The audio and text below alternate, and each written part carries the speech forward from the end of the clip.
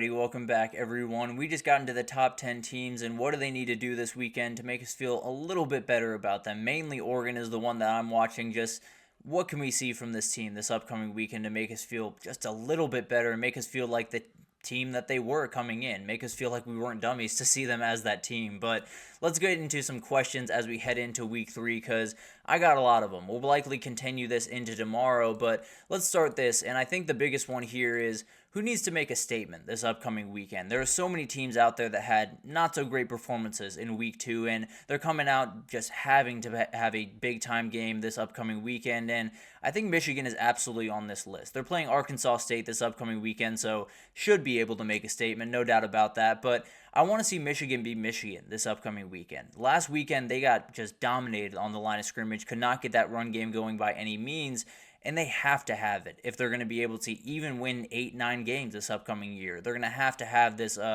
running game going, and this O-line is going to have to impose their will. Now, they really should be able to. If they can't impose their will on Arkansas State, then you got all types of problems up there in Ann Arbor. But at the end of the day, I do think it's one of those situations where it's just about flexing your muscles. It's just about getting back to who you are as Michigan and deciding on a quarterback more than anything else. I don't care which guy it is. I don't care if it's Alex Orji. I don't care if it's Davis Warren. Frankly, I think they're more dangerous with Alex Orji on the field, but that's beside the point. I do think they have the ability to just have a solid offense. It doesn't have to be perfect. It's not going to be perfect. It's going to be very far from. But if you have the ability to get that run game going just a little bit and allow Davis Warren to make some of the plays that are in front of him, then maybe you'll have the ability to get some things going. So I think this is a week where obviously it's not a big time opponent for them, but definitely one that they need to send a statement in. And then Missouri, I think dominating Boston College would be a huge time statement for them, but more than anyone else, it's got to be Oregon. Oregon has a week coming up this week where a lot of people are going to bury them. Right now, I'm sitting kind of on that fence with this team where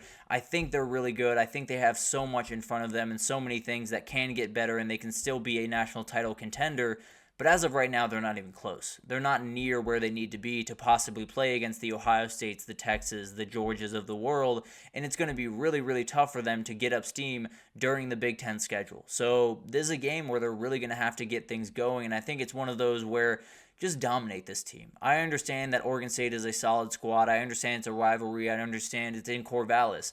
There's no worry that Oregon should have going into this game. Oregon should be able to go into this game and just dominate them. Roll over them on the line of scrimmage, run the ball really aggressively, and then take your shots when you need them. So it's one of those games where if I don't see Oregon walk out there, if I don't see that O-line walk out there and just impose their will for 4 quarters, I'm sitting there with a lot of questions. Now, they do have questions on that O-line, and imposing their will has been really tough in the past, but if they can't do it at least a little bit against Oregon State, there's no chance they're doing it in Ann Arbor. There's no chance they're doing it against Ohio State, and if they can't do that, then they might not even make the Big Ten championship at this rate. So it's one of those teams that has played really bad football through 2 weeks that we thought was going to be a national title contender. All that can change this upcoming weekend if they can put it together and put on a dominating performance in Corvallis. And then who can insert themselves into the Heisman conversation? We've had a number of big-time performances. Quinn Ewers last week, obviously the main among them, that have thrust people into the Heisman conversation and maybe to the top of the Heisman conversation. For me, it starts with Jalen Milroe and Madison. I think he has every ability to light up this defense and do some really special things, especially with his legs. And I think it's one of those things where he has the ability to just open so many doors because people are going to want to follow Alabama this year. That's just the reality. So if Jalen Milroe can put together a couple of really good weeks, especially one up there in Madison, I think there's going to be a lot of people watching him. A lot of people wanting to see him succeed because, let's be honest, that's one of the best athletes in this entire sport. So seeing him, play elite football is going to be really, really fun. And I think this weekend, if he can put together a big-time performance, then a lot of people are going to be talking about that Heisman race when we get into that game, UGA going over to Tuscaloosa to play Alabama. So the other one that I'm watching is the 2 quarterbacks in that Friday night matchup in Manhattan. I think Noah Fafita has not necessarily been Noah Fafita this year. I think you look at Avery Johnson, has not run the ball as aggressively as you would like him to this upcoming year. So a lot of reasons for these 2 guys to turn a corner this upcoming week, but also a lot of reasons for these Heisman voters to get really into these guys. Noah Fafita coming off a huge year, Avery Johnson, one of the most electric players in the entire country. this is a standalone game. There's a lot of things going in this direction where if one of these guys can put on an incredible performance and maybe bury the other team, then we're talking about them very aggressively as they head into Big 12 play. So a couple of different chances for for players to make some noise, but I think those two games right there up in Madison and that Friday night game in Manhattan are going to be the two to watch really closely. And then, do we have a Notre Dame out there this week? This is a very interesting question because it's a scary week for a lot of teams out there that are ranked in the top 10 that are playing lesser opponents, because you saw what happened in South Bend, Indiana last weekend. You do not want that to be you this upcoming weekend. So we talked about Texas playing UTSA. UTSA has not looked great through the first 2 weeks, but they are going to Texas. This is the game that they very much want to win more than pretty much any other game on their schedule. So they want to be that team that causes problems. They want to be that team that plays really good for 60 minutes and is able to knock off a top 5 team in the country. So it's one of those things that I think could get a little bit weird, could be in kind of a weird spot in that third quarter. But overall, I'm not necessarily super worried about Texas in this one. I think Steve Sarkisian is nailing in that idea that you are not going to be Notre Dame this upcoming weekend. So I think they'll be mostly fine, but definitely one to watch if you're a Texas fan. And then Tennessee is another one to watch. Kent State is coming to town, and obviously they should have no issue with Kent State. There's a reality where Kent State goes 0-12 this upcoming year, but the reality is the MAC teams have had something about them this last season, so you just got to make sure you're about your P's and Q's this upcoming weekend. Another one to watch is Nebraska playing Northern Iowa. An interesting one at the very least. I don't necessarily think that's quite as dangerous as these other two. Maybe Northern Iowa is a little bit more dangerous than Kent State this upcoming weekend, but overall, a lot of these ones are going to come out of nowhere. A lot of these ones I might have not even talked about, and we'll be here on Monday talking about a crazy upset that I did not see coming by any means. So that's what college football is about, and we'll definitely cover that when it comes up. But going to be a really crazy week, and those teams need to make sure they're not on the wrong side of history this upcoming weekend.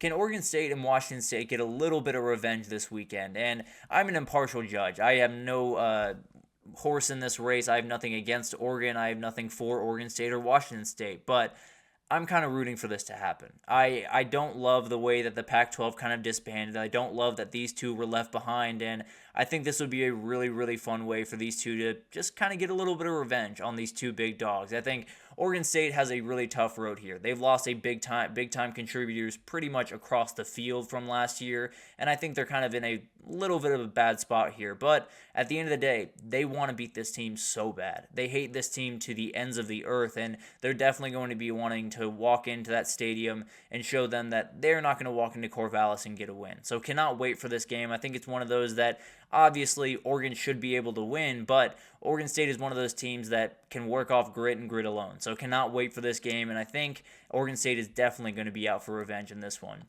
And then Washington State. That one's the interesting one to me. The spread on this game is about only 4 points. We will pick this game at some point throughout this week, and I think you look at this game, it's not crazy to think Washington State could get some revenge here. Obviously, Washington is favored in this one, but it's going to be really, really fun to watch it, and we don't really know what Washington is right now, and we kind of know what Wazoo is. They've gotten a really big win against Texas Tech. They've been able to play really awesome offensive football, and that quarterback run game has been a big-time problem for teams. So maybe Wazoo can get some revenge here. I don't know about Oregon State. I really kind of hope Oregon State can, just because the storyline would be incredible. But at the end of the day, Washington State definitely has the better option of these two teams.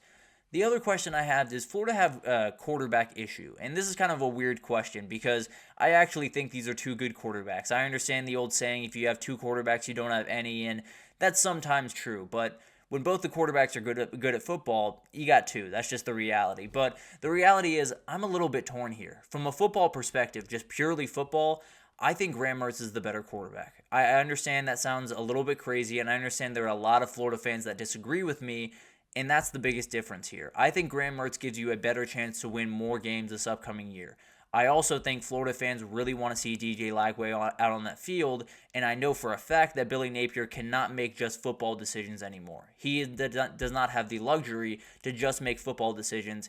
He also has to make PR decisions, and I know that sounds a little bit ridiculous. I know that sounds crazy when you're talking about a team like Florida, but Billy Napier is in save your job mode. That's just the reality. So appeasing these fans and putting DJ Lagway on the field is going to be a way to do that.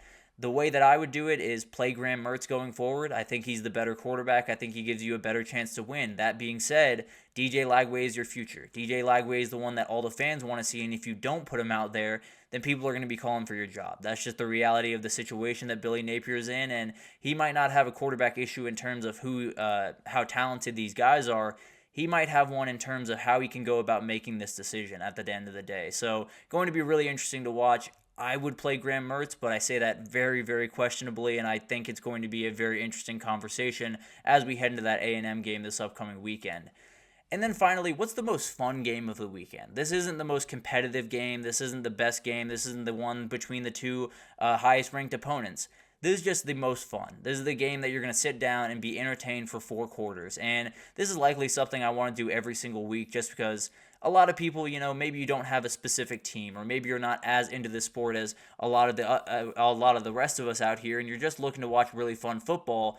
Well, these are a couple of games to watch. I think Tulane, Oklahoma is a really fun one. I think that one's going to be a little bit up and down, have some really fun offense, and you got to have points, you got to have momentum swings if you're going to be the game or the fun game of the week at least. And then Colorado State. It was awesome a year ago. Colorado is reeling after a very, very bad loss to Nebraska, and Colorado State, although has not played good football thus far, is still a dangerous team. Has Torrey Horton on that outside that can cause issues, and definitely a team that can maybe stick around in this game. And if we saw from last year, Colorado State wants this one maybe more than any other one on their schedule. So it's going to be active in that stadium, I can promise you that. But my pick for a game of the week, and this might sound crazy, New Mexico heads over to Auburn this upcoming weekend, and I cannot wait for this one. Neither of these defenses look all that confident right about now, and Devon Dampier can cause all types of problems for your team. Auburn has been a little bit susceptible to that quarterback run throughout the year, and I think it's one of those players that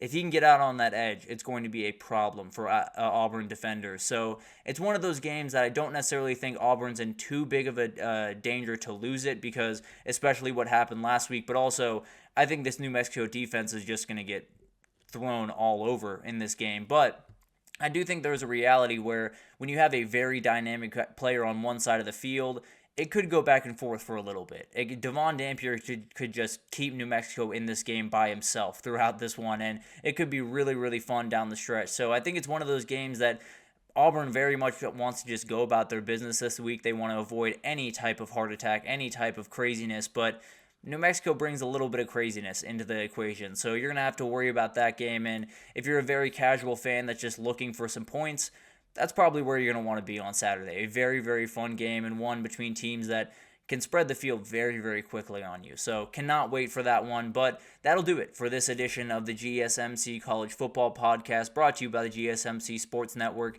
Your support means a lot to us, so please remember to subscribe to the show, leave a positive review. It does make a huge difference for us. Also, follow us on Facebook, Twitter, TikTok, Instagram, all of the social pages for all of the content and updates you could possibly need. We have really awesome people doing awesome work across every single sport. So if you're not just a college football person, if you love baseball, NFL, if you love basketball, we got it all covered over on GSMC. So definitely come on over, utilize all of the resources that we have. But thank you once again for listening. I will be back for more predictions on week 3 tomorrow, but I'll see you then.